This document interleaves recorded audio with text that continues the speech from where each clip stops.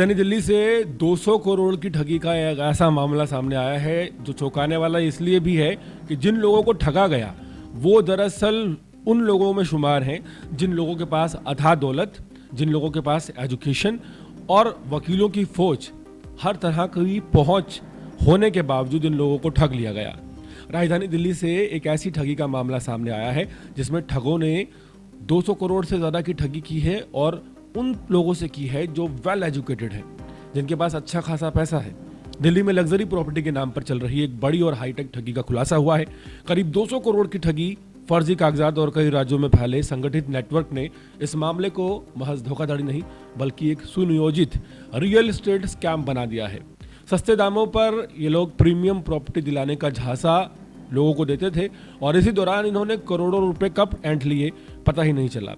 Bank नीलामी और legal दस्तावेजों की आड़ में तैयार किए गए नकली कागजात इतने ज़्यादा प्रोफेशनल थे कि पढ़े लिखे और जो वेल हेल्दी लोग थे वो भी इसे पहचान नहीं पाए। दिल्ली क्राइम ब्रांच की जांच में सामने आया कि गिरोह दिल्ली, पंजाब समेत मध्य प्रदेश और गोवा में एक लंबे समय से सक्रिय था और ठगी की रकम को अलग अलग खातों में घुमाकर इस गिरोह के ठग आपस में बांट लिया करते थे।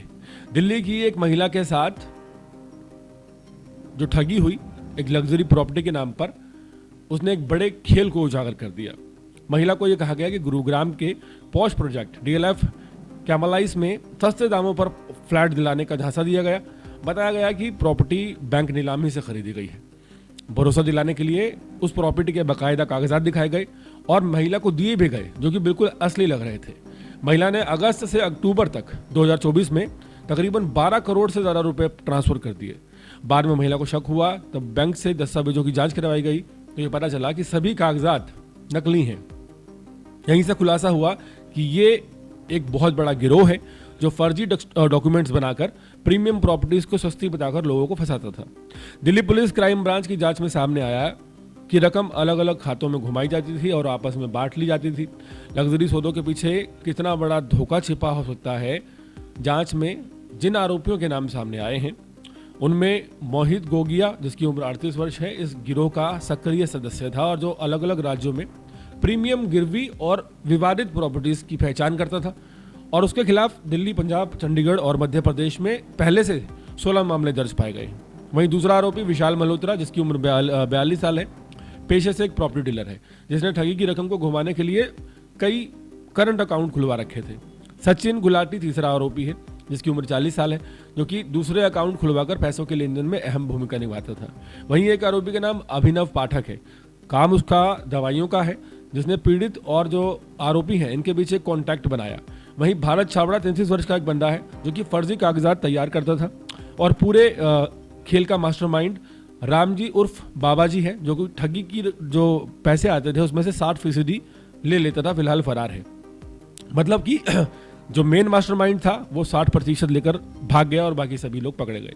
करीब 200 करोड़ रुपए की ठगी सिर्फ एक आपराधिक कहानी नहीं बल्कि उस खतरनाक सच्चाई का संकेत है जहां लग्जरी प्रॉपर्टी, चमत्कार दस्तावेज और बैंक नीलामी जैसे शब्दों की आड़ में बड़े पैमाने पर लोगों को निशाना बनाया जा रहा था। इस मामले ने साफ कर दिया है कि पढ़े लिखे और फाइनेंशियली स्ट्रॉन्ग जो लोग हैं उनके साथ भी सुनियोजित धोखाधड़ी का शिकार किया जा सकता है अगर भरोसे को जांच लिया जाए। ये केस एक कड़ी चेतावनी है कि किसी भी प्रीमियम या सस्ती बताई जा रही प्रॉपर्टी में निवेश से पहले डॉक्यूमेंट्स को जांच लें, बैंक रजिस्ट्री से पुष्टि कर लें और कानूनी सलाह लेने के बाद ही किसी भी ऐसे डील को करें, क्योंकि प्रोफेशनल जो बिहेवियर है उसमें लोग कई बार फंस जाते हैं। समय पर सवाल पूछना और सतर्क रहना ही इस हाईटेक ठगों से बचाव का सबसे बड़ा मजबूत हथियार है।